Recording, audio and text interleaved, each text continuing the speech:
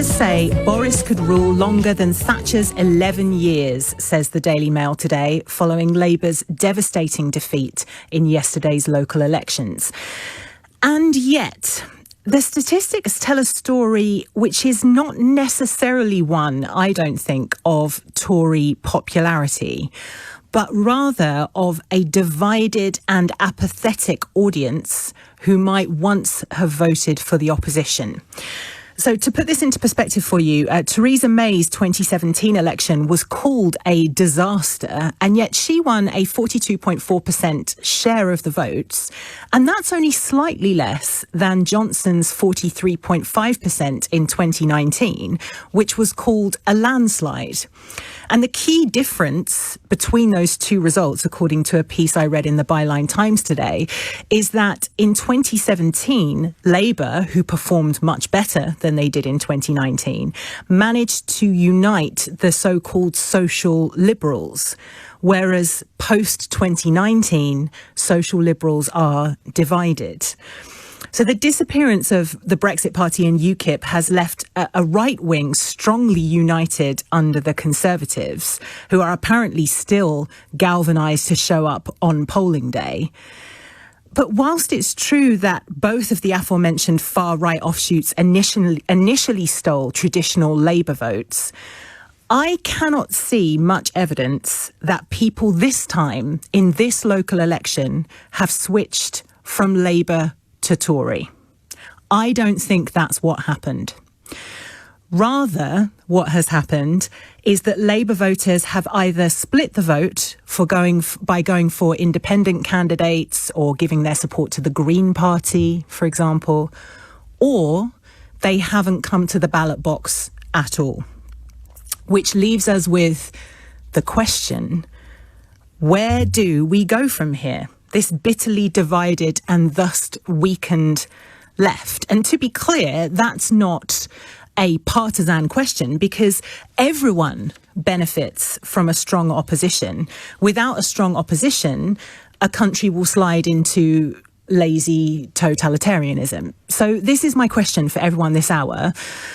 I'm particularly interested to hear from you if you've traditionally voted Labour but drifted away from them at some point during the past decade. What do they need to do to win you back? But more broadly, what do the Labour Party need to do next? 0345 6060 973 is the number to call if you have an answer to that question, or you can text 84850, tweet at LBC. As far as I can work out, the problem, in part at least, is that we only know what Keir Starmer isn't and what he opposes so far. And we know less about what he actually stands for. So his choices moving forward, certainly in this regard, are binary, as far as I can see. He can either take a lead from the apparently very popular Corbyn 2019 manifesto and move to the left, or he can try and swoop in and occupy the currently empty centre of the political spectrum, because, of course, the Conservatives have lurched so far to the right that they've left an emptiness in their wake. Now, for what it's worth, I think I'm in favour of the former approach, although I'm open to persuasion. I couldn't find much to criticise in Labour's 2019 manifesto, I have to say. A living wage, affordable housing, regeneration in neglected areas of the country, free broadband, taxing those who can afford it a little more to make a massive difference to those living in poverty. That's all very good news from where I'm sitting. The problem, of course, is that a number of those policies have been nicked by Boris Johnson. Now, as Diane Abbott pointed out on my colleague Matt Fry's show earlier, that could just be empty rhetoric, because furlough aside, we've yet to see whether this government are prepared to pour large amounts of money into the so-called levelling up agenda.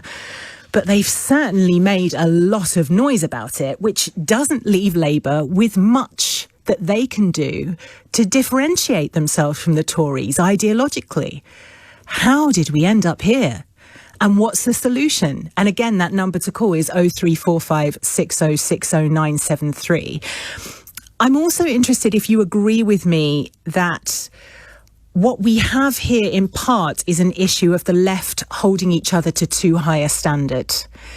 Because part of the reason that the left is so divided is because there seems to be a demand for absolute perfection from left-wing figureheads who are cast out the moment they digress. The left spend a lot of time squabbling amongst themselves, when arguably they should be uniting for the greater good. So I'm interested to hear your take on that, which brings me to a very interesting idea I stumbled upon recently, courtesy of a friend of the show, Femi Olawole, who said that a way forward for Labour might be to promise us to introduce proportional representation if we all get behind them in the next election. And Femi joins us now. Femi, welcome to the programme. Hey, how you doing? Very well, thank you. So for those of you who don't know, can you just explain for us the difference between first past the post and proportional representation? So under our current system, in any given constituency, you'll have several candidates representing several parties. Now, whichever candidate comes first wins and becomes the MP for that constituency. But that means that all the votes for the candidates of other parties don't count at all. Now, when you add that up across the country, that means that millions of votes mean literally nothing to our parliament and to our democracy.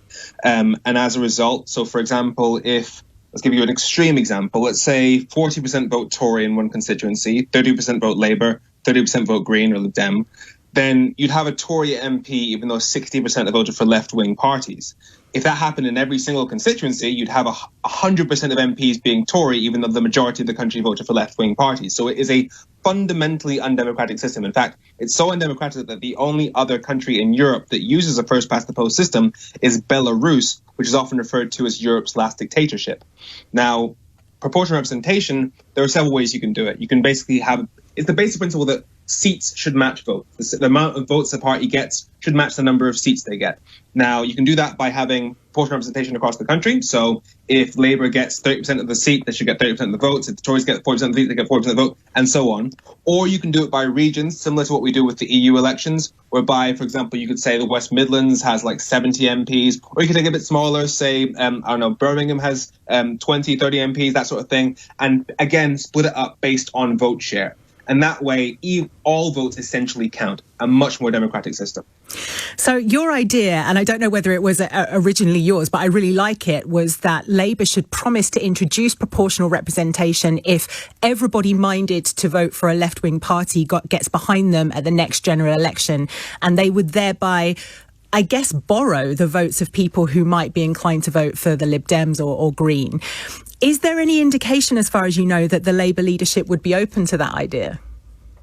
None so far. As for Keir Starmer, my doubts around him and his ability to take responsibility for what Labour needs to do are increasing, especially with the recent news that I believe Angela Rayner is getting the can today, when I would have hoped that he would take full responsibility for what's happened and the lack of visions like such as what I'm describing now in the party. But where I would say there is hope is that the thing that's crippling the Labour Party is the division between the left and centre-left. Now, as for the economics of that division, I'm not an economist. I don't know exactly what the best level of socialism you need to do in order to really help working class people. That's not my area of expertise. But what I do know that they do agree on is that Momentum, so the traditionally Corbyn wing of the party, they have come out and said that we should be in favour of proportional representation. Now, that means you've got the left on board. As for the centre-left, that's largely Remainers, who can see what happened in 2019, know the majority of the country voted for second referendum parties and know that proportional representation is the best way to get progressive values back on centre stage. So the one thing that I can see that left and centre left agree on is PR. So that if Keir Starmer has any hope of uniting the party, he should capitalise on that. I'm glad that you mentioned Brexit, because I was going to ask you about that. There was a caller during the week to LBC who said they thought that people are still voting for Brexit all these years later, and that explains Boris's enduring popularity despite all of his transgressions. Do you agree with that analysis? I think Brexit represented something to people. It represented we need change. It represented the system does not work for us. And Boris Johnson spoke to those areas of the country that have been left behind in ways that haven't really been spoken to before. And Brexit, to a large extent, yes, to a large extent, and the narrative of the Brexit being done resonates strongly with people because essentially it's been carried by the media. The idea that Brexit is done is laughable when you think about the fact that we had to literally deploy the Navy 2 days ago in order to deal with boats in the Channel. The fact that Northern Ireland had violence, which was fueled by, poor choice of words, which was spurred on by the damage in terms of Brexit. The fact that you've got fishing companies that are going out of business. The fact that you haven't even sorted out fishing because they're still going to have to negotiate it until 2026. The fact that we're now being sued by the EU in terms of grace periods.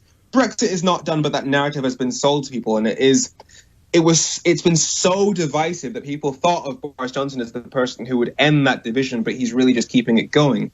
And Brexit also speaks to the core problem that Labour is having to deal with, which is that it splits off the socially right wing from the economically right wing. Because those are two completely different spectrums. You can be in favour of high taxes, you can be in favour of real investment, you can be in favour of really taking control of the economy to help working class people, but you can also at the same time be super conservative and super traditional in your outlook.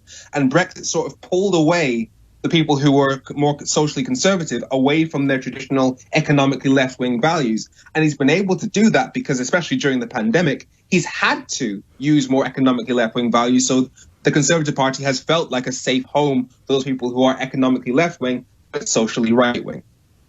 Fascinating. Femi Oluwole, political activist and commentator. Thank you for helping us with our conversation today. Keir Starmer has sacked Deputy Leader Angela Rayner as Labour Party chair amid the fallout over election losses. And really interesting, I thought, what he said about Angela Rayner, who's just been sacked as chair of the Labour Party, representing the left wing. That, I think, gives us an indication of the direction that Keir Starmer is going to go when he announces his cabinet reshuffle and tries to portray to the British public what it is that the opposition stands for. But now it's over to you. And Hannah has called from Lewisham. What would you like to say?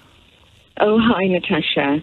Oh, my head is in my hand right now hearing about Angela Rayner.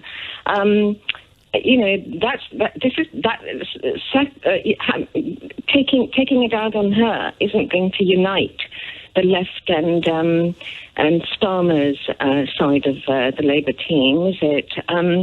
Very sad, because he got rid of that Rebecca Long-Bailey. Yeah, so that's it. He's got nobody from the left now on his team, and this is no way to unite the party. My head is in my hands at the moment today, and I'm not a party member or anything like that, but I am a lifelong Labour voter. What I rang up to say was that talking about proportional representation, I think if Starmer doesn't grab this and run with it,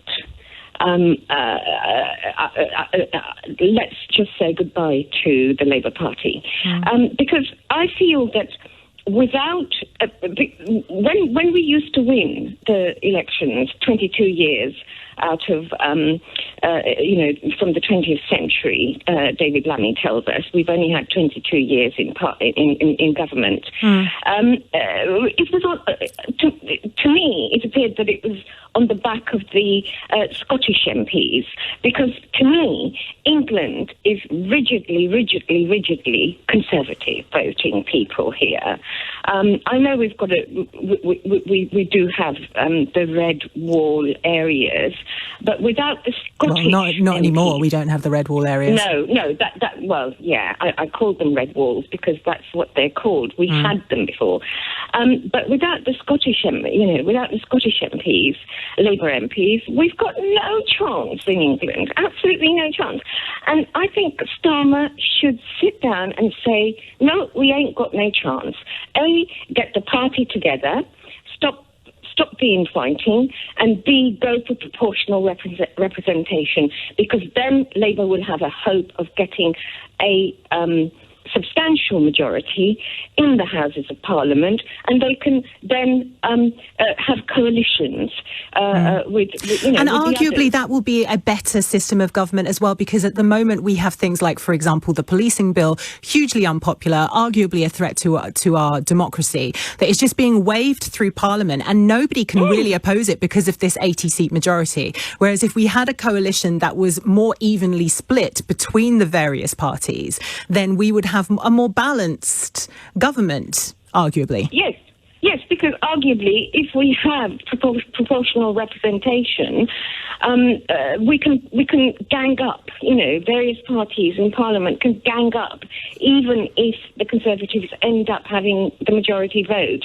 At least they will have an opposition in Parliament to them, made up of different parties. And Starmer has got to. I know that the Labour Party leadership doesn't want proportional representation. It's the Liberals who wanted it, and I cannot for the life of me work out why.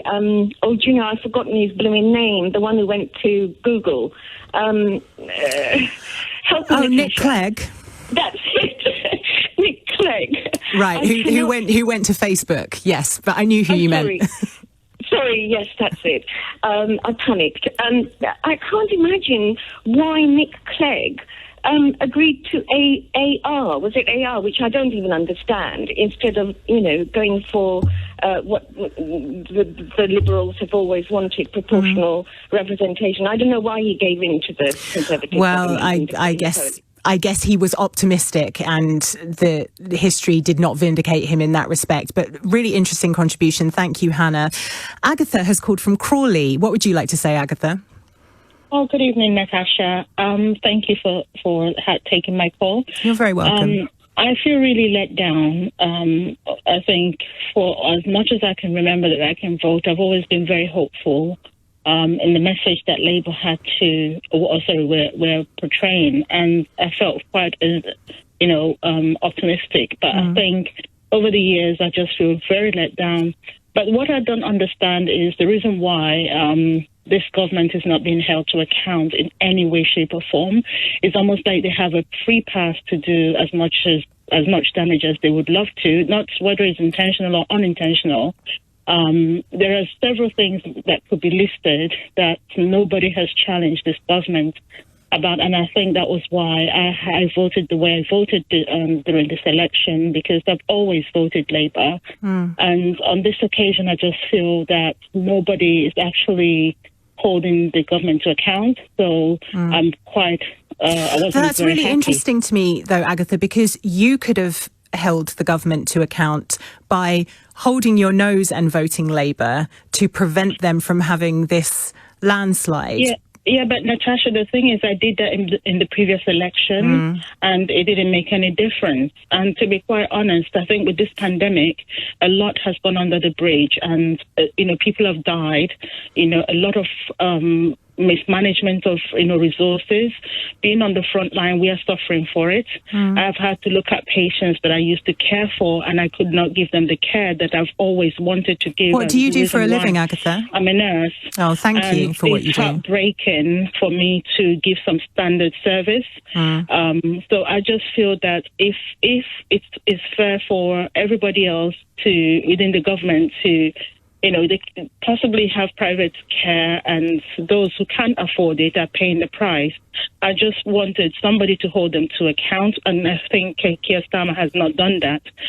For that reason, I just thought maybe we needed a complete change of government. It doesn't have to be Conservative or Labour. What could Keir Starmer have done better? Because when you listen to PMQs, for example, I feel that Keir Starmer is talking about these issues. It's just that Boris Johnson refuses to answer his questions. So what could he have done to better hold them to account? I don't know if the tactics needed to be different, whether he needed to adopt a different approach to his line of questioning. I think he was, if I may use the word, a bit too subtle with him. I think he could have been a bit more boisterous. I think he could have been, if you have to ask the same question, it doesn't have to be asked 3 times. Yes, you could check, it can change it, and I think he did on some occasions rephrase or try to, of course, Boris Johnson was not answering the question. But the thing is, you're right, yes, maybe what more can he do? I think Brexit brought about a lot of, so many things that came with it, and people just jumped on the bandwagon, and like the previous caller or yourself said, yes, the void has been left by UKIP. UKIP not being on the stage, and other parties, or sort of provided this opportunity for them to sort of merge with Conservative and then decide. And we're still feeling the ramifications for the way that Brexit has divided the nation. Agatha, I can see that you're a new caller. Thank you so much for calling us, and also for your work as a nurse. And we are expecting the result of the London mayoral election in the next hour. We'll keep you fully updated throughout the evening on LBC and get some reaction to that too. But in the meantime, we've had some breaking news. Keir Starmer has sacked Angela Rayner as Labour Party chair amid the fallout over their election losses. And we're joined now by Andrew Fisher, who is author of Labour's 2017 manifesto and was a senior advisor for Jeremy Corbyn between 2015 and 2019. Welcome to the programme. Hi, Natasha. How are you? I'm very well. Thank you for joining us this evening. I wonder, what do you make of Keir Starmer's decision to sack Angela Rayner, and how do you think it will be received within the party? Well, I think the first thing is it contradicts what he said yesterday in that sort of rather tetchy interview he gave yesterday afternoon, where he said, look, I take full responsibility for Labour's results. We need to stop squabbling amongst ourselves and face the country. I mean, if you're setting off an internal sort of reshuffle or whatever, and I hear this is going to be part of a wider reshuffle, actually that's just looking inwards at yourselves for days. And what's disappointing is actually Labour's had some good results today. I mean, Andy Burnham re-elected with a massive mandate, Steve Rotherham in Liverpool, Labour winning in Cambridgeshire and Peterborough, the mayoralty there in the west of England as well. So it knocks all of that off the agenda, and actually then becomes a sort of briefing story where factions of Labour are briefing against each other, trying to pass the buck for the blame for the campaign. And if you're the leader, it's you. It's on you. You appoint the people who run the campaign, whether they make mistakes or not. You're the person in charge, and I think it's a misjudgment. I think what it will do as well is there's a sort of group of people who obviously, Angela Rayner is obviously very popular. She was elected deputy leader on her own mandate, so she'll still sit in shadow cabinet. She'll still be on the NEC of the Labour Party. So I suspect what will happen later tonight probably is she'll be offered some other post in shadow cabinet, really just, offer her something because she's going to be there anyway. But really what it sets off, is another faction of Labour, not a faction, but another grouping within Labour, another bit of really people who voted for Keir Starmer as well, probably, who are just thinking, well, actually, I'm not so sure anymore. He sacked Rebecca Long-Bailey in quite spurious circumstances, which alienated a lot of the left quite early on. He's now sacked Angela Rayner, who's seen as a bit more on the soft left of the party. It just looks a little bit like a bunker mentality thing. And really, most leaders have carried out reshuffles at certain times. That's not abnormal, but they tend to do it from a position of strength, not from a position of weakness. And I just think this could really set off a kind of very internal big internal struggle within the Labour Party, which is the last thing it needs at this stage. It's really interesting that you used the phrase bunker mentality. I was reading some analysis from Owen Jones today, who said that the biggest mistake that the Labour Party could make would be to not acknowledge the popularity of the 2017 and the 2019 manifestos and the policies contained therein, and not to revisit those and try to incorporate those policies into their message moving forward. Do you fear that this might happen? Yeah, I mean, I'm hearing there's going to be a policy review, which is something that Peter Mandelson was on the TV advocating, or on the radio, I think, advocating yesterday or Friday. Yeah, that is yesterday, isn't it? I've been up a bit as well. It's been a long day. And clearly he means that to go in one direction and one direction only, which is away from that. If you look at the mandate Keir Starmer was elected on, and he was elected with, 55% of the vote or so, a big mandate to lead. It was pretty much a summary of the 2017 manifesto. It was public ownership, redistributive taxation, Green New Deal, climate justice, that sort of stuff. And if he's reneging on that, that's going to alienate a lot of members as well, because that's the basis on which a lot of people voted for him. They thought, OK, here's a guy who's saying, look, we'll moderate a little bit, but basically there was a lot in that Corbyn policy programme which was useful and popular, which there clearly was. I'm going to do it with, sharper suit, better presentation, and I'll be more electable. Well, what is proven over the last 48 hours is he's not very good at unity. He's not that electable, not yet. Maybe that will turn around, and I hope it does, by the way, but a lot of people would be losing faith in him, I think, who did support him previously. And I think that's a worry for him, which is, his judgment and the advice he's getting is clearly not good at the moment. Should he resign, do you think? I'm always loath to say that. Look, he won a big mandate from members just over a year ago, and I think he should stick to it. Look, it was terrible when Jeremy kept getting these kind of constant challenges, and he should go, and MPs trying to have a coup against him. I think he should stick to the mandate he was elected on and try doing that, because people gave him a bit of breathing space because of the pandemic. It's difficult. You can't suddenly start talking about renationalising the railways in the middle of the pandemic. Nobody expected him to, but he's got that breathing space now. We're coming out of the pandemic, and actually he seems to be lurching away from that and not delivering unity in the party. I think he needs to turn things around very quickly, or those questions will start to be asked. I mean, hopefully tomorrow we get the last of the election results. Tracy Brabin, who's an MP, should be elected as the first woman Metro Mayor in the country for West Yorkshire, I hope. I think she will be. If she is, there'll be another by-election in Batley and Spen in West Yorkshire, the seat that was Jo Cox's before her murder as well. That's a real test for him if that happens. So he's got a lot of challenges ahead, and he seems to be just bringing more conflict on himself, which I think is a really bad bit of judgment at the moment. Andrew Fisher, author of Labour's 2017 manifesto and a senior advisor for Jeremy Corbyn between 2015 and 2019. Really interesting on the direction that Keir Starmer appears to be taking. He appears to be trying to occupy that currently empty centre ground, doesn't he? Is that right? 0345 6060 973 is the number to call. And Tanya has called from Thanet. What would you like to say? Hi, Natasha. Yes, hello. Firstly, I'd like to say I'm not very politically inclined. Okay. However, I do regularly watch the news and watch Keir Starmer on the news. And I feel that the by-elections have come at the really wrong time for Labour, because I feel that anybody going up against Boris Johnson at the minute is going against the vaccine programme. Because at the end of the day, although everybody says about the NHS and what they're doing, which is amazing with it, Boris is leading the vaccine programme, and that's first and foremost. Well, he's certainly taking credit for the vaccine programme. Whether or not he's leading it is another thing. Yeah, but he would have made the final decisions to order what needed ordering and to really take the lead in getting us out of this pandemic. And I just feel that Keir Starmer has spent... Really, he did a really wrong thing when he went on about Boris decorating his accommodation and about sleaze. I don't think the public wanted to know. And interesting. Why do you think that? Why do you think that didn't land? Yeah. I feel that the public just didn't want to hear that at the moment. They're not ready for that at the moment. Maybe we're ready because we're not normal at the moment. We're just not normal. We're thinking about health. We're thinking about the pandemic. We want to get out of that. We're thinking about our vaccines.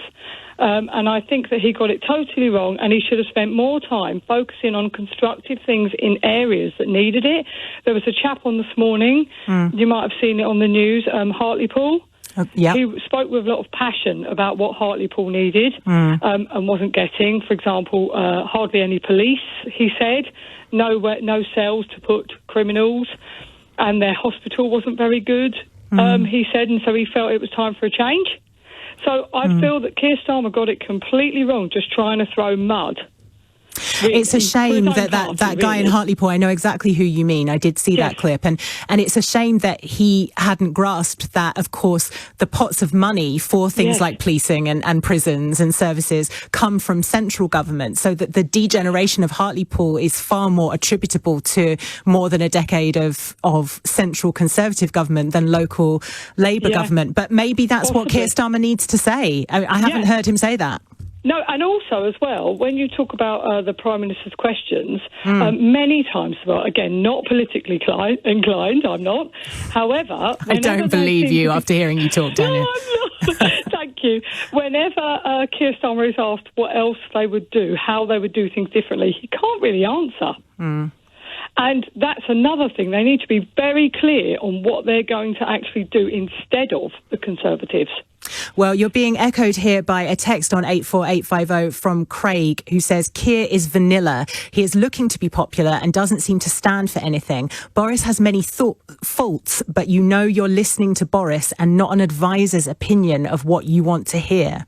Yeah, that's exactly it, I feel. And I feel that the wallpaper, the sleeves, no, it didn't stick. We're just thinking about vaccines and getting out of this. So I think it could have been Labour, it could have been anybody. And still the Conservatives at the moment would have got in. Tanya, thank you so much for your call. And I wonder whether what Tanya's echoing there is what I heard my colleague Matt Fry say earlier on his programme, which is that during a pandemic, the people currently in charge, as long as they're not messing it up massively, will always triumph. Now, the definition of messing it up massively differs from person to person. I would say that the Conservative Party haven't covered themselves in glory during this time.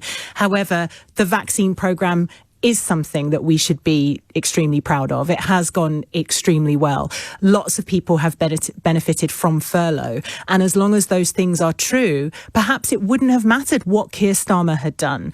There was never any chance that Labour were going to come out well from this local election. I wonder what you think of that idea. And also a reminder that we've had some breaking news in the past hour that Keir Starmer has sacked Angela Rayner as the Labour Party chair, which does play into the conversation that we're having this hour, which is where do the Labour Party go from here? If you have drifted away from them, what would they need to do in order to win you back? And it certainly seems with the sacking of Angela Rayner, if we see Angela Rayner as emblematic of anything, it is that more left-wing branch of the Labour Party. It seems certainly as though Keir Starmer will be trying to occupy that currently empty centre ground. I could, of course, be wrong, but certainly with that first move and the impending cabinet reshuffle, it seems reasonable to expect that that's what might happen. Is that the right way to go? 03456060973 is the number to call. And we've had some texts on 84850. T has texted and said, Labour need a Nicola Sturgeon type leader. Starmer is too gentle and decent. I know what you mean by that, but I wonder what it says about us that we don't respond to gentle decency. That the only thing I think that you could accuse Keir Starmer of is not being clear enough what he stands for and being a little bit boring. But much like with Joe Biden over in the States, I find in this current time, dullness quite refreshing and aspirational. I would welcome boring right now. So what am I missing with that?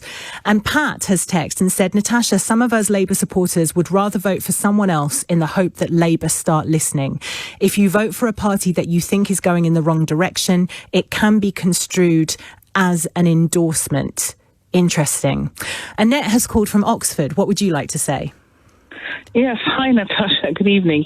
I'd just like to come back to the question of proportional representation. Oh yeah, please do. And I think it is, unfortunately, it's not something that is going to be under consideration while the Conservatives are in power. Well, no, of course not, because then they'll lose, But certainly, in the future, it is something that I feel needs to be seriously considered, mainly because I think the current antiquated system of first past the post, because, as Femi was explaining, when the first past the post, the other votes don't matter. And I think that a lot of people are put off voting because they don't think that their voices matter.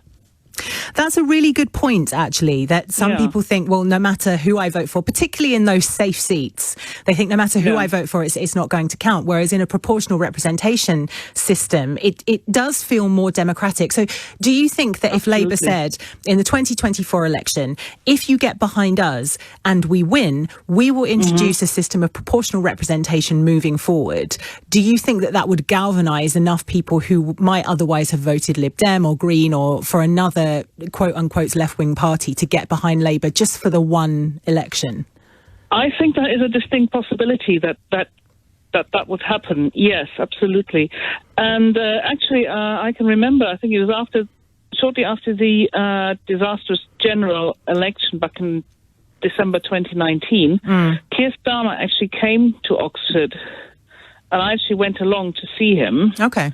And I asked the question whether the Labour Party under his leadership would consider proportional representation, and the answer came back to me saying yes, he would definitely consider it. So, that's really good to know, Annette. Thank you so much for that intel, and thank you for your call. Mickey has called from Gravesend. What would you like to say? Hi, Natasha. Thanks for taking my call. You're very welcome. Thank you. I'd say that I'm anti-proportional representation. For democratic purposes, I understand the appeal to it. I mean, if we go back to for example, the European elections when we had a PR representation then, it's the party that gets to pick how many candidates they put in and who is their first nomination, second nomination, third nomination. And then us, when we vote locally for our MPs, we then don't have the power to deselect our MPs because whoever, for example, Labour had the list of the top 200 MPs that they choose, they may only get 180, but the top 50 will always get in. And we could find ourselves stuck with politicians that we don't want. I mean, everybody can be there. Well, as you know, though, in the local elections, you vote for a specific candidate, don't you, as opposed to a party. So it wouldn't be that they would get it wouldn't necessarily be that they would get the first 50 in, would it? Well, the thing is, if we're voting locally for our local MP, there's only one person who's going to go in as an MP for our local area. So how do we deselect people? And with proportional representation, I mean, if we look back to the last election, I mean, I think Scotland got, the SNP got something like 1.8 million votes, and they get 58 MPs, and the Leave Party, or was it even UKIP, I think when Nigel Farage was around, he got 5.5 million votes, and no MPs. Now, under proportional representation, we would have been saddled with a huge chunk of MPs that we didn't really want, or that are not very popular with some parties. And I think our biggest problem here is not the voting system, it's what we're voting for. Now, we need, in the party, in the Labour Party, we need someone with that flair of Tony Blair. And Keir Starmer is like Blair, but without the flair. And if he doesn't have that flair... I love that because it rhymes. Obviously, right? You said previously, why are we voting for flair, for panache? We want that. We want to feel as someone positive going forward. But under the current climate and the current crisis, with Boris getting Brexit done and then Boris delivering this vaccine, he's become a bit of a national hero. Okay, he's a little bit obviously rough around the edges, but they seem to be sniping at him all the time rather than saying, we stand for this, we stand for that. I mean, I was one of the 3 million people that got left out with no furlough, and it was a horrendous 15 months and still is. But they're not holding the government to fire, or to their toes to the fire. I'm really sorry to hear about your experience with furlough, and there are 3 million people throughout the country who are there's a word for them that I've forgotten, but the excluded, I think they call themselves, who haven't benefited from any kind of help from the government throughout this time. And as you say, that's a significant proportion of the population who Keir Starmer really could have got out there and advocated on behalf of and represented, and you don't feel that he's done that? certainly not. No, I feel overlooked and I feel let down. How can I vote for a party that doesn't really speak for me? I mean, the government should have been held. Where's our opposition? I mean, they've been able to. They call Boris Teflon, okay, and they've been trying to find little bits and little snipes and trying to find sleaze against him, but they're doing that at the wrong time. I mean, even heard. Even on the LBC, where we refer to his fiancée as Carrie Antoinette, and I said, don't do that. It's the wrong sort of policy, isn't it? And I don't like that anyway. This idea that the Prime Minister shouldn't be held accountable for his own decisions because he's somehow chosen to partner with the Lady Macbeth of interior design. I just think that that's a bit of a misogynist way of doing things. But thank you so much for your call, Mickey. And I take what you're saying about proportional representation. I guess that goes back to what Femi was saying right at the top of the hour, that it's a choice between doing proportional representation at a national level, which would result in some of the problems that Mickey cited there, or at local level, which feels to me a little bit more democratic. I wonder what you think. Well, Nick has called from Roehampton. What would you like to say? Oh, hello, Natasha. Oh, yeah, I can talk for hours about this. The first thing, the Labour Party now, they've lost. The Labour Party once, going back to the last century, it was about work. It was about coal miners and steel and all that. There were still kids going up chimneys. It's totally changed today. But what I would like to see, going away from that, I would like to see a change where we're coming together. I mean, this ridiculous, arguing all the time over what? Over money, over, hello? Yeah, no, I'm listening. Yeah, I mean, we got the capitalists on one side, we got the socialists on the other. A lot of the people in the Labour Party now are not what I'd call socialists. I'd say I'm a socialist. I've worked hard all my life. I'm retired now, but. So what would you like to see Keir Starmer do to unite what you're calling the socialists and the capitalists? Is there anything that he can do to bring them together? Well, to tell you, that's what I'm saying.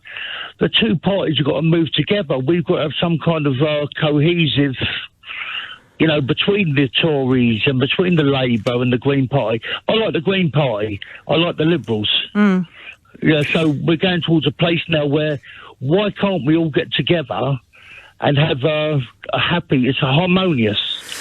Well, I'll tell you for why, Nick, and it's one word and one word only, and that word begins with B and ends in exit. Just a reminder that we're expecting the result of the London mayoral election in the next half an hour, probably, and we'll keep you fully updated throughout the evening on LBC. But in this hour, I want to speak to you about something that I have been ruminating on for the past 24 hours, because I was listening to my colleague Sheila Fogarty's show yesterday, and there was a caller that stopped me in my tracks. You can actually listen to it over on LBC's Twitter. They've clipped it up. But this caller said that the Tories stood for Britain and Labour stood for minorities. And there was just so much to unpick in that statement. And immediately I thought to myself, well, why are the interests and concerns of these non-specified minorities seen as being at odds with the majority of the population? And also, how is the party responsible for austerity, a Brexit campaign which tore the country apart, and one of the worst responses to COVID in the world in any way for Britain? But that was a kind of secondary consideration. It was really this idea of minorities versus the rest of us that just fascinates me and terrifies me in equal measure. And I don't want to suggest that this particular caller is alone in believing this. In fact, he went on to argue that it wasn't his personal opinion, just a reflection of what the electorate believe. But as soon as I heard that conversation with Sheila, I started to see exactly what he meant. And it just so happened that after I had listened to that clip, I saw a tweet by Musa Okwongo, an author whose book, One of Them, I'm massively enjoying at the moment. Really recommend it. It's about his experience of going to Eton and what that does for your ego and psyche. And what he tweeted was so revealing to see people saying that progressive parties don't care about ordinary people, only about woke causes. It's so interesting who gets to be ordinary and why basic human rights are seen as luxuries. I guess Windrush and Grenfell didn't happen to ordinary people. And it's obvious what he's driving at there, isn't it? And of course, there is unarguably a racial element to all of this. But before I get onto that, I want to tell you what I think is going on here. So the tabloids are awash with this talk of wokeness, which is suggested, usually without evidence, to have originated in the Labour Party. And I had a brilliant example of this on Twitter during the last hour. I had some bloke on Twitter tweet me to say that I was responsible for the Labour Party being unelectable. I have no ties to the Labour Party whatsoever, other than being friendly with a couple of people in it, as all the presenters here get to be friends with politicians and public figures. I am not part of the Labour Party. I have no hand in the Labour Party's decision-making. I'm not an activist for the Labour Party. In fact, the only party that I have worked with as an activist on mental health issues are the Conservatives. It didn't end well, and it will come as no surprise to anyone listening that my politics fall to left of centre. But I have nothing whatsoever to do with the Labour Party. So why you have taken my perceived wokeness as evidence of the character of the Labour Party, Twitter bloke, I will never know. But that's how it happened. These people claim that these activists want to tear down every statue, make all toys gender neutral, and that this is what the so-called left stand for. And here's what they're missing. This is what they don't understand. It's the tabloids who've chosen and are leading that agenda. What happens is they see some throwaway remark made during a speech or a sentence in an academic paper somewhere that would suggest, let's say, for example, that children would be happier if they played with gender-neutral toys. And then they pick up the phone and they phone around and they find someone who will argue this. They'll set them up against their self-appointed voice of reason who claims it's all PC gone mad and our way of life is under threat. And then they splash it across the front page. So that's the conversation we're having, but it's in no way a reflection of what's happening in Westminster. It's nothing more than a diversionary tactic, and it's used to enrage the population, keep them distracted, while the real politics and policies are happening behind closed doors. And it works. People are falling for it. And in doing so, they have somehow managed to persuade working class white people that they have more in common with Boris Johnson, an old Etonian born into an enormous amount of wealth and privilege, which he inherited, than they do with quote-unquote minorities. And you might remember a few weeks ago we had an author and academic called Emma Dabiri on the show who explained how the concept of race as we know it today was invented in colonial Barbados in the 17th century. And to paraphrase what she said, and this will definitely be less articulate than Emma, but bear with me, she said wealthy English landowners used the concept of a shared white identity to persuade poor Irish people they had more in common with them than enslaved Africans, because they were terrified of all oppressed people of whatever colour teaming up and overthrowing their oppressors. And don't you think the exact same thing is happening now? And that they're using this ridiculous word woke, which I've claimed now. I am woke, but only because I've been told so often that I'm woke. I'm trying to reclaim it and use it positively. But that's how they're doing it. So if you see anything in my analysis that you recognise, I'd be really interested in your take on how this has happened. How has Boris Johnson managed to present himself as a man of the people, more aligned with the common man than the victims of the Windrush scandal or the Grenfell Tower disaster? And if I can see that's nonsense, why can't other people? 0345 6060 973 is the number to call. You can text 84850 or tweet at LBC. Well, we're joined now by David Cogan, who is a author, and the name of his book is Protest and Power, The Battle for the Labour Party. Welcome to the programme. Thanks, Natasha. That's an incredible opening to an interview. I've never actually had an interview start with quite such an interesting debate. I'm not sure if that's what we're talking about, but you certainly covered a lot of ground with that. Thank you so much. I really appreciate that. And we will come on to this idea of dividing oppressed people to conquer oppressed people. But first of all, I want to ask you what you make of the sacking of Angela Rayner as chair of the Labour Party. Well, yeah, I thought it was quite interesting that Keir Starmer was going to take full responsibility for everything, as he said yesterday. So taking full responsibility meant sacking his deputy as the first action. And it's actually quite typical of the current Labour Party leadership that they fired her without actually explaining that they may be giving her a different job. She remains as deputy leader, and they've sort of done it in isolation. And it's more short-term, strange politics.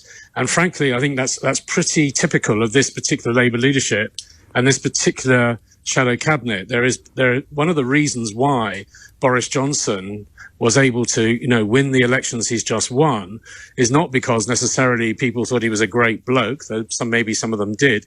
It's because Labour has actually failed on almost every count to present itself as a viable, intelligent and policy-driven opposition. And so I suppose Angela Rayner's carried the can for that. And do you think that means that Keir Starmer will now try and occupy the centre ground because he's dispensed with Angela Rayner, who's kind of emblematic of the left of the party? Actually, I wouldn't characterise it like that at all. I think actually what Keir Starmer needs to do is actually carry the policy ground, any ground. He's actually trying to occupy centre ground now. I mean, the real issue here is a year ago. If these elections had happened a year ago, when Boris Johnson was going through a cataclysmic collapse as, the Prime Minister of this country in terms of handling the first waves of the pandemic, where this government was failing miserably, then Keir Starmer would have appeared to be a managerial figure whose competence was probably recognised by most people. They wouldn't know much more about him, but he'd be seen as being competent. But a year later, Boris Johnson's been able to recast himself remarkably as this man who brought the vaccination programme through. He's able to recast himself in a whole series of different lights, even though his government is still pretty incompetent in a lot of areas. And Keir Starmer and Labour haven't been able to cast themselves with any real policy on any real grounds, be it centre ground or be it on the left. So I don't think this is a right-left thing within the Labour Party. I think it's actually that the Labour Party is lacking in intelligent design to the electorate. People don't know what they would be voting for when they were voting for Labour, apart from the fact Keir Starmer isn't Boris Johnson. And strangely enough, that wasn't enough to win votes. I'm interested, as you are somebody who knows a lot about the history of the Labour Party, when this shift happened, because we've somehow ended up in a place where it's perceived that the Conservatives are representing the interests of working class people and that the Labour Party are representing the interests of quote unquote liberal metropolitan elites. When did that happen? Well, I think, the Labour Party has been an alliance since it started at the beginning of the 20th century. There's always been an alliance between sort of urban metropolitan intellectuals, people like Beatrice and Sidney Webb, along with working class movements, particularly through the trade union movement. It's always had this alliance. And only when that alliance has worked together and when it's seen as being in the national interest has it won elections. Except it's also won elections by having, in Harold Wilson's case in 1964 and in Tony Blair's case in 1997, a sense of modernity, of looking forward, of actually having some sort of vision. And I think actually this isn't so much an issue of the Conservatives owning the working class now. Within those northern seats, the electorate haven't seen Labour in power since 2010. They haven't seen Labour win a general election since 2005. The Conservatives are the ones who are putting through austerity through 2010. But Boris Johnson's trick has been to divorce himself from David Cameron's government and Theresa May's government, make himself look as though he's something completely new. And therefore, he's been able to really appeal to the electorate there. Labour hasn't been able to do that. But I don't actually think it's based on a sort of class perception. I think it's more based on the fact that Conservatives appear to have some sort of vision, levelling up, whatever that means in terms of practical action, that the electorate sort of understood. And Labour had no alternative policy to put to them.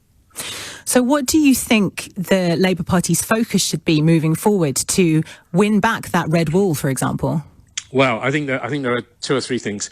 And by the way, Labour doesn't win the next general election by just winning back the red wall. If Labour only continues to have one seat in Scotland, it has never won a general election without having far more seats in Scotland than one. So, it's actually got to fight on a series of different geographic fronts. But there are a number of things they need to do in the short term. The first is the shadow cabinet is far too weak, far too anonymous, and far too controlled by the leader's office in terms of performances. There are too few people who are able to take the attack to the Conservatives in the country, and they just haven't been doing it.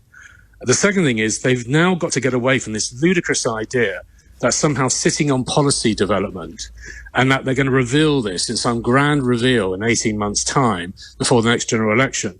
That's not how you win general elections. It's not how you get the electorate to believe in you. You've got to come up with some policies on education, on health, though I think Jonathan Ashworth is actually one of the better successes of this Labour front bench, but also across the board on things like transport, where if the Conservatives are going to give you the vision of levelling up, you, Labour, have to give the electorate the vision of what you're going to do in government. And that hasn't happened. And in fact, without that, actually, it's just a sort of lot of noise without much actual punch. Well, you've mentioned that the shadow cabinet is kind of anonymous at the moment. We're expecting a cabinet reshuffle. If you were in charge of the Labour Party, who would you be putting on that front bench? Well, I think they've got to do, I think actually Keir Starmer and the people in his office, private office, who are pretty much as much control freaks as Jeremy Corbyn's people were. This leader's office has been incredibly controlling. What they've got to do is reach out in two different directions. They've got to go for all the talents in the party. Now, partially that means bringing back some of the people who actually have got all the experience, and people like Yvette Cooper add immediate weight and punch to the shadow cabinet. But the second thing they've got to do is start promoting from both the left and right of the party people who've got strong media presence, strong policy presence, and strong active presences. So I would actually say you're going to see people like Wes Streeting coming through, but they should also be looking to the left. And actually, in a strange way, I would bring back Rebecca Long-Bailey and actually unify the party on the front bench with as many strong voices as you've got within a parliamentary party of only 200 or so MPs. Because at the moment, you've got a bunch of anonymous front benchers, all of whom appeal to Keir Starmer because they come from a similar sort of background to him. And actually what you haven't got is breadth or depth or punch. And that actually comes from having really strong, active, independent politicians managing their particular briefs and taking on their conservative opposite numbers. If you were Labour's shadow education spokesman today, that's Kate Green today, you would think that taking on Gavin Williamson ought to be one of the easier jobs in modern politics. I mean, he's generally candy from a baby. You know, and you know something? If you were to go to most members of the electorate and ask them who Labour's shadow education spokesman was, they wouldn't be able to tell you. And, you know, frankly, if you're going to have ministers who are not very good, you've got to have shadow cabinet ministers who are better, which is exactly what Blair did between 94 and 97. And the other thing I would say is that this Labour front bench, and particularly Keir Starmer, always referred back to 1945 as the kind of measure of how Labour succeeded. Actually, Labour succeeded between 97 and 2010 on a whole range of fronts, and somehow is never mentioned. And if you're going to talk about, you know, working class aspiration or even middle class aspiration, you're going to talk about investing in health and education and the rest of it. The real exemplar of that is the 97 government. But this Labour front bench kind of never mentions the 97 government. And I think now they should be referring really only to the future and not to the past. David Cogan there, who's a Labour Party expert and author of Protest and Power, The Battle for the Labour Party. We're expecting the result of the London mayoral elections shortly. We'll keep you fully updated throughout the evening on LBC. And we'll speak to LBC's Ian Dale next. And I'm really asking you two things. First of all, what's gone wrong for the Labour Party and how could they win back your vote? What do you make of the sacking of Angela Rayner and what that says about the potential future direction of the Labour Party? But also how this nebulous concept of wokeness that has people so agitated. I've received hate mail in the break just for using the word woke. I mean, it really does get under people's skin. And it's an invisible bogeyman. It doesn't exist. It's not a thing. So how has that been harnessed and used to such great efficacy by government supporting tabloids mainly to galvanise people to vote against their better interests? I don't know if that's a patronising take, but that's certainly how it feels to me. 03456060973 is the number to call if you have thoughts on that. But before that, we're joined on the line by Ian Dale, who is, of course, my fellow LBC presenter. You can hear him Mondays to Thursdays, 7 till 10. And he's an expert on all things political. Ian, welcome to the programme. I could talk about wokeness as well if you really want, but we might fall out. I would hate for that to happen, Ian. First of all, if we will get to wokeness if we have time, but what's your take on Angela Rayner? I'm completely perplexed. I mean, one of the main problems that the Labour Party has got is that it doesn't appeal to working class voters anymore. 48% of so-called working class voters now vote Conservative. 32% vote for Labour. So what's the first reaction of Keir Starmer to the disastrous election losses? To sack a working class northern woman. And his second reaction, apparently, hot off the press, is that he's going to demote another northern working class woman. Lisa Nandy is apparently not going to be Shadow Foreign Secretary anymore. She's going to move to the Cabinet Office to replace Rachel Reeves. In turn, Rachel Reeves is tipped to replace Annalise Dodds as Shadow Chancellor, who then becomes Foreign Secretary. He might actually get around to reshuffling some men at some point. You never know. That's extraordinary, the Lisa Nandy decision, if that transpires to be true. That at the moment, it has not been announced. The Angela Rayner move has been confirmed, but everyone is speculating about Lisa Nandy. Lisa Nandy's allies are saying that they are hearing this too, so it looks to be fairly well sourced. Now, I am perplexed by this. Apparently, Keir Starmer thinks that Lisa Nandy has been disloyal, that she's been agitating to replace him as leader behind the scenes. That's the gossip. Anyway, you always have the best tea, Ian. So I heard you earlier on David Lammy's show defending Keir Starmer as a leader. Do you think, in light of what's happened since, that some of the anger towards him is justified? I think part of the problem here is that Keir Starmer only came into Parliament in 2015, and he became leader within four and a half years of coming into Parliament. And often when high-profile people from business, from trade unions, from the law come into Parliament, they haven't got that political background. They haven't kind of got the political nous that you need to be a good leader.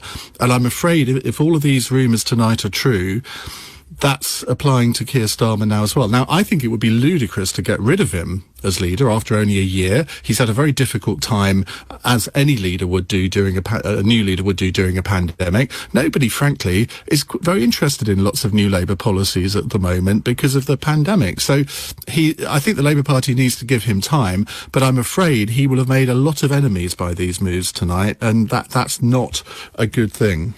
And do you think, so Sadiq Khan is expected to win the London mayoral elections, but it's a much tighter, closer run than most people have been expecting. Do you think that is a result of Keir Starmer's leadership, or do you think that it's about Sadiq Khan specifically?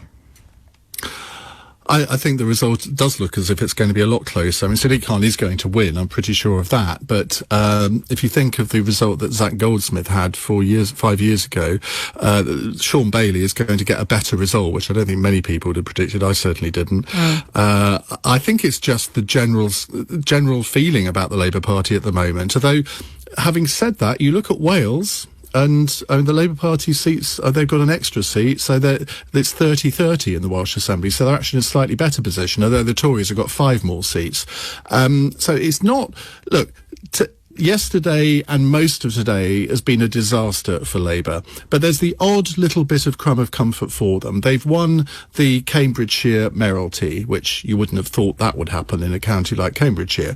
They've won, they've taken the West of England mayoralty by a very big margin, so that's encouraging for them. But when you put that against the loss of Hartlepool, Andy Street beating Liam Byrne in the West Midlands, the fact that they haven't replaced the Conservatives as number 2 party in Scotland, they are very small crumbs of comfort. And go on then, give us a pearl of wisdom for our discussion on wokeness. I mean, it is a relatively new word, isn't it? I think, in a sense, we can relate this to the discussion we've just been having, because I think there are a lot of people, particularly working class voters, all around the country, who look at Labour now as a slightly upper middle class, university educated, polenta eating Islingtonian party. And you can see why, because a lot of the people at the top of the party fit that description. And I think that's become a real issue. They think the Labour Party is out of touch with their priorities. They don't want to hear about trans rights. They don't want to hear about sort of marginal issues. They want the Labour Party to do what Boris Johnson is promising to do and do a bit of levelling up. And they're not hearing that from Labour at the moment. That's fascinating. Thanks so much, Ian Dale. We'll speak to you again in the next hour, I'm sure. But now to your calls. Monica has called from Tottenham. What would you like to say? Hi, Natasha. Thank you for taking my call. I have 3 quick points to make. Sure. Firstly, I would like to say that I'm a British Indian lady who came in 1975 and, have been here for many years. I'm very proud to be a Londoner. And what I find, my point number 1 is that everybody is coming on and saying that, the vaccine, that's why Boris won. Fair enough. But I'm a bit disappointed with Wales and Scotland not saying, actually, the vaccine did come from Oxford and how wonderful it's been for their communities. So that's my point 1, which maybe could be different. Number 2 is that, Labour Party. I've never voted Labour. Even though I was very poor, because Labour always represents society as they're the 5th, 6th economy in the world, but they talk things as a half glass empty, whereas Conservatives always talk about half glass full, and they propel you to do better in life. Whereas that's so interesting that you say that, Monica, because what you're saying chimes with what Ian Dale said just before, that people aren't interested in this, that and the other. But what the Labour Party are saying about, for example, child poverty being at a record high. We've got about 4.2 million, I think, children living in poverty in this country. That's not a lie. So what you're essentially saying is, I don't want to hear about that. I'm not interested in that. Not at all.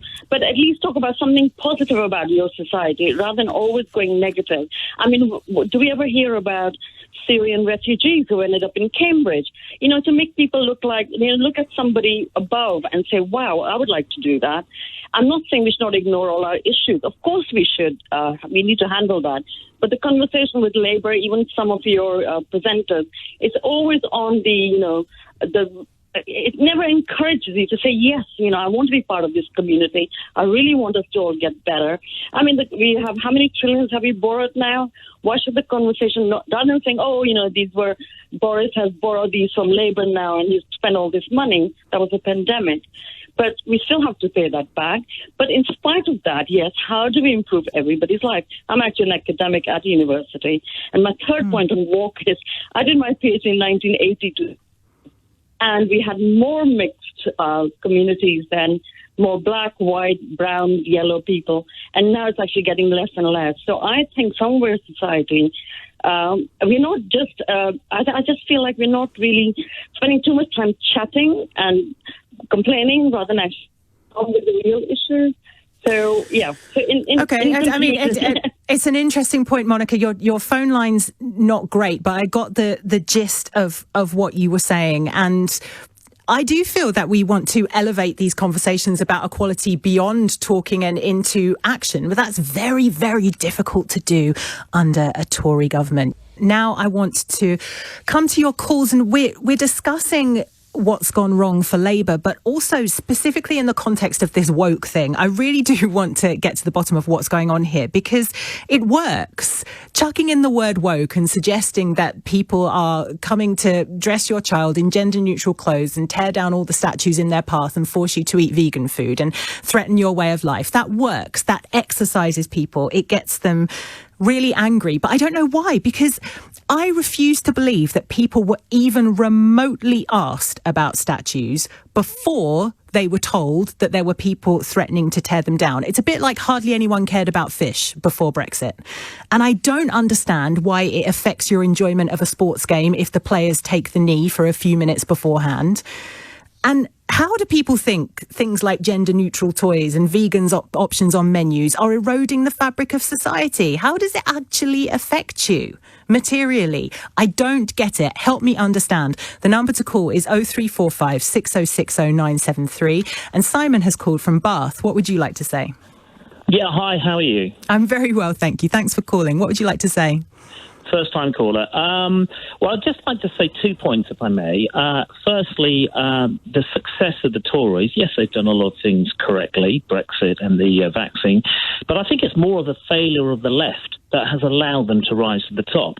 They have a civil war. No, you're not going to get the majority when they have a very visible, very loud and deep and broad civil war, which people are just looking on. The silent majority, forget the Twitter, social media, The silent majority are looking on at this institutionalised horror with the civil war within the Labour Party. And can I just add that the best words that Boris Johnson said in the 2019 election wasn't "get Brexit done." It was, "we are a united party," because he cleared out the mess, the Ramonas. He got rid of them. Whether you agree or disagree with the politics, he cleared them out. The second point I'd like to make alludes to your point about wokeness. Well, I think the biggest mistake was Keir Starmer taking the knee. That photograph of him and Angela Rayner, he's very kindly accommodated her under the bus tonight. But why do you think that was such a mistake? What does that represent to you? Well, I don't like wokeness. Well, you talk to people in my demographic, I'm 53. What do you take the word wokeness to mean? Can you define it for me? Yes, I can. Wokeness a year ago was a compliment. Now it is an insult to most people, because you're defending wokeness tonight yourself, and the reason why... Okay, but what is it? It's not taking away compliment or insult. What does it mean? If you're woke, what are you? What you're doing is you have your values, your self-righteous values, with a minority, say, whether it's transgender or... I'm speaking as a British West Indian, as a black person in England, when you expect your whinging victimhood and the rest of the world to revolve around you and waving a finger at them saying, "Oh, woe is me, and these are the crimes committed by our ancestors 300 years ago." And wokeness is actually... Well, no, hang on, because you've just conflated two things there. Okay, so you've got wanting to know more about our history and what the British Empire actually involved, because our history is not taught in an accurate or balanced way. That's one thing. I would agree with you there. But then the transgender thing... At the moment, transgender people's rights are being erased because they're rolling back the Equality Act of 2010. Their rights are under threat. So they're just talking about that. They're not saying the world should revolve around them. Trans people are just people. They just want to live their life and have a cup of tea like anyone else. But they can't because their rights are under threat. So are you saying they shouldn't be allowed to talk about that? Why did you just assume what I'm thinking? Well, I based it on what you just told me. You said that trans people think the world should revolve around them, and I was counteracting that point. I think the noise they're making and what they're demanding is disproportionate. I have nothing against. What do you think they're demanding? Transgender people. If you let me finish, I have nothing against transgender people or minority groups. You can do what you want. If you're what I object They can't do what they want though, because their rights are being eroded by Liz Truss. Can I ask you a question? Sure. What did you think of the news today when in the Olympics, when transgender the argument for transgender men converting to women, saying they want to compete in a female sport, weightlifters, for example? I noticed that, and I do think that there's a really interesting discussion to be had there, but I don't think it's relevant to the rolling back of the Equalities Act of 2010 and trans people being able to access healthcare. And I think that's a more important conversation because it affects more trans people, because most trans people aren't Olympic athletes. Well, I have to say, when it comes to individuals' rights, I'm a libertarian like you, and I totally agree. I'm not a libertarian. Well, excuse me for assuming, but I have to say that the arguments coming across to the silent masses is that these people are the enemies of reason. I don't understand why, because here's the thing. I'm not transgender. I know some people who are transgender, but I'm not related to anyone who's trans or anything like that. So I have no skin in this game. The reason that I am an advocate for transgender rights or for any minority rights is because you don't have an equal society unless everybody has equality. Rights are not a zero-sum game. So you don't win some rights at the expense of other rights. That's not how it works. And if the 1% don't have their rights, that's a thin end of a wedge that should worry us all. And if they're coming for a certain demographic of people, they'll come for you. They'll come for you next if you allow them to. You have to stand up for others so that when it's your turn, they'll stand up for you. No, I agree with you. When the winds change, be careful what you wish for. You're totally missing the point. What I'm saying is that Labour have sided with a minority which is not in vogue with the silent majority. But I've just explained to you that rights aren't a zero-sum game. So therefore, the rights of the minority are not at odds with the rights of the majority. Sorry, I'm not intelligent. Run that by me one more time, please. So rights are not a zero-sum game. So if a minority group that you don't belong to, let's say disabled people, win some rights, that doesn't affect you in any material way whatsoever. You don't have to give them anything. They've just got more rights. Doesn't take anything away from you. But this is where we agree. Okay, so what's your point about wokeness? Wokeness is what we've got is the media have amplified it disproportionately, and now wokeness a year ago was a compliment. Now it's an insult because people are sick and tired of other people waving their finger at them and say, if you don't get with the program, we're going to not get rid of you, we're going to eradicate you. People's careers Simon, have been no one has said through that political apart correctness. from the tabloids, and you've fallen for it. So well done. But for now, we're talking about the Labour Party and this perception that somehow the Labour Party are representing a metropolitan elite, whilst the Conservative Party is in touch with the common working class person. How on earth did that happen? And Adam has called from Ilford. What would you like to say? Oh, screw that last caller. So yeah, I just wanted to say I was also taken aback by that caller yesterday with Sheila Fogarty, and when I heard it, I actually sent it along to my family on the Player app, telling them the time to scroll onto, because I just thought, I really don't think. I think you were being quite diplomatic, but I do think that did speak to him and a lot of people in this country. I do think that's what they genuinely think. But in regards to this woke thing, I really don't think we should see it as an insult. I know that I personally don't, and I know that it's being used as a pejorative. But in truth, how can you be offended at just being tolerant? I just don't. It's not. I think we should reclaim it the same way maybe some people have claimed the N-word. I'm black myself, but I don't see when someone says woke as a young person as being offensive. And I know you were saying, I heard Ian say it's a relatively new thing. To people in the black community, woke has not been a new thing, because I mean, even from the 80s, you have a movement of people who in America who started wearing kente and African print because they were finding out of their heritage. So woke has always, or being aware is what woke, I would assume, means. And now it's the new virtual signalling, which is the new political correctness gone mad, isn't it? It's always been there, but it's had various incarnations. But I like what you're saying. It's a bit like LGBTQ people have reclaimed the word queer, which used to be used as an insult. But what's really interesting is the word woke means to have your eyes open to the injustices in society, particularly racism. And then people have been saying, well, what's the opposite of woke? And my answer to that would be racist. And people get really angry when you say that. But so if the Labour Party are woke, where's the problem there? Thank you. What I really think we should start doing is calling them by their bluff. When Boris Johnson stands on the Prime Minister's questions and insults the left by saying woke and lovies, but then we should say, okay, thank you. So who is your favourite slaver? What is your favourite racist policy? Why don't we counter it by presumably if you're not woke, what are you?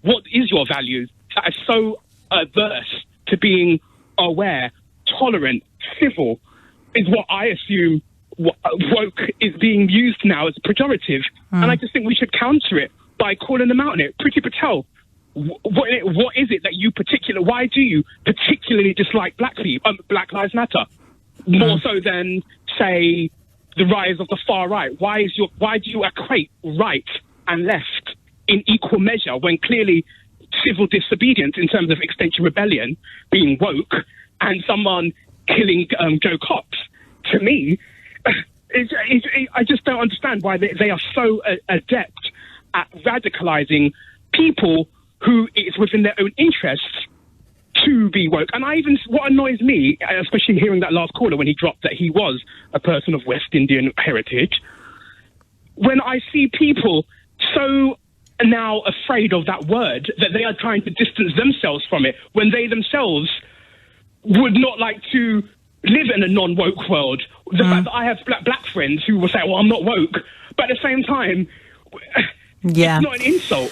And you know what I think it is? It reminds me of, I don't know if you are old enough to remember, but back in the 90s, Michael Jackson did a music video where he showed an elephant with its tusks missing because somebody had taken it for ivory. And there were lots of people complaining, saying, I don't want to see that. And I remember thinking, well, why? It's a thing that happens in the world. And putting Michael Jackson aside, because obviously that's a bit of a contentious topic, but that's the same feeling that I'm getting now of people saying, saying, oh, Boris talks the country up, woke people talk the country down. What I'm hearing is they want to stick their fingers in their ears and say, la, la, la, everything's fine, when everything isn't fine. And so it's actually a refusal to be presented with the truth. That's the opposite of woke. But if they think that displays of virtue, are they against poppy wearing? If you don't like someone taking a kneel against what they see as being very important to them, would you then do you find the poppy contentious? Do you find the LGBT flag contentious? Do you find, are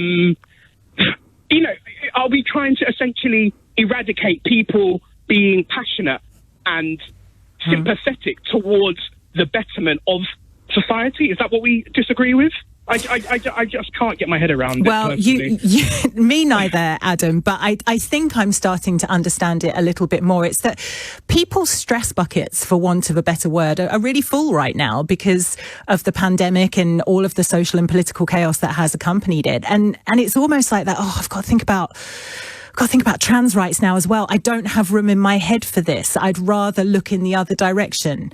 That's the sense that I'm actually getting from people. So it's not hatred of minorities, it's apathy towards minorities. But the end result is the same. Oppression of minorities is what happens in both of those instances. Yo has called from Nunhead. Have I pronounced your name correctly? That's correct, yeah. What would you like to say? What I'm saying is I'm talking about London Mayor Sadiq Khan. Oh, cool. Okay. Yeah. What would you like to say about Sadiq? Yeah, we thought he was a son of a bus driver, so he would look after ordinary people in London. Mm-hmm. We even helped him to become a mayor. We said we can't afford Zach Goldsmith to become a mayor. We helped him. When he took office, my job that I do is a private hire driver. Okay. Now he's charging private hire driver £15 every day. Sometimes I pay £350 a month, sometimes $380, sometimes $400. So do you think... In the congestion charge, are you talking about? In congestion charge. Yeah. Do you think Labour mayor is helping ordinary person like me? Well, on the topic of the congestion charge, I have to say that I'm not a driver, so I'm not an expert on that. Yeah, but I'm telling you now, when Boris was mayor, he didn't allow us to pay. Okay, he didn't allow us to pay. And I sympathise with your predicament because it's costing you a lot of money. But then you also have to ask yourself the question: what's the purpose of the congestion charge? It's to try and prevent air pollution because lots of people, for example, are suffering from asthma and the environment is suffering, and that is benefiting ordinary people. No. ULEZ is diesel, not congestion. And not just £15. Now he moved from 5 days to 7 days, and it's up to 10 o'clock. Does he want us to work? Labour is not helping ordinary person. Okay, thank you. But it's for their health, isn't it? The fact that we're having more cycle lanes, being encouraged to pedestrianise, being encouraged not to drive, and also to have less traffic in the city centre. That's for people's health. So yes, it's costing you more money short term, and I can see as a working class person how you feel hard done by. But if it's for the health and the environment of everyone, that is also benefiting working class people in the long run. I disagree with you. Okay, well, you're entitled to disagree with me, but I still think I'm right. Daniel has called from Islington. What would you like to say? Daniel, are you there? Hello. Yes, hello. How are you doing? You okay? I'm very well. What would you like to say, Daniel? I wanted to say, and please don't take this offensively, but I think you and your cohorts are the exact reason why Labour are hemorrhaging all of their votes. By my co-host, do you mean David Lammy? Your cohorts. Oh, my cohorts. All of your cohort. That wing of the Labour Party. I'm not in the Labour Party. Yes, whatever. I have nothing to do with the Labour Party. That you call it, yeah. The opposite of wokeism is not racism. Yeah, wokeism. Right, I'm a woke person, but I have nothing to do. So why are you equating me and my wokeness with the Labour Party? People like yourselves are the reason why Labour are hemorrhaging votes. The views that you espouse, like just earlier on, when you was telling the man essentially, yeah, that he's wrong. You can have your opinion if you want, yeah. Sure, but I don't represent the Labour Party. I don't represent the Labour Party. I don't know how often I have to say this. Your views, and I apologise if you're not a representative of the Labour Party. No, I've never been a representative of the Labour Party. So why? We're getting stuck in semantics here. You're trying. No, we're not getting stuck in semantics because you're somehow listening to me and equating me with the Labour Party. With your views, the views that I hear you speak every day because I like your show. Thank you. The views that you give out. I'm not on every day, so you obviously don't like it that much, but thanks. When you're on. But what I'm saying is, when the views that you give out are the reason why people don't support the Labour Party. You see your idea of wokeism, and if you're not woke, you're racist. What's the opposite of woke? Racist. Yeah, I said that, but Keir Starmer didn't say that. Angela Rayner didn't say that. What I'm explaining to you is that is the view that people like myself who voted Labour all my life, now we don't want to vote for you. Well, not you. I'm not standing for election. Daniel, thank you so much for calling and for your compliments about the show, but I can't have this conversation with you. I'm not a Labour MP. I'm not in the Labour Party. I'm not even a member of the Labour Party. I'm not a member of any party. Yes, my politics are left of centre, but that doesn't mean I've not always voted for the Labour Party either. That doesn't mean that I am associated with the Labour Party in any way. So the idea that you think I come on this radio station and you see me as a representative of the Labour Party and then that affects how you vote, you need better critical thinking. You need to better be able to analyse a manifesto, listen to what politicians are actually saying and make your choices that way. I'm just a media gob on a stick. That is literally in the context of being in the studio. That's all I do. Yes, I am an activist, but I'm a mental health activist, and that is politically neutral. I will work with any political party apart from UKIP and the Brexit Party. I will work with literally any party that will help me to get what I need to do done in the field of mental health. So I do not understand how I have ended up somehow being considered synonymous with the Labour Party. That's really wound me up.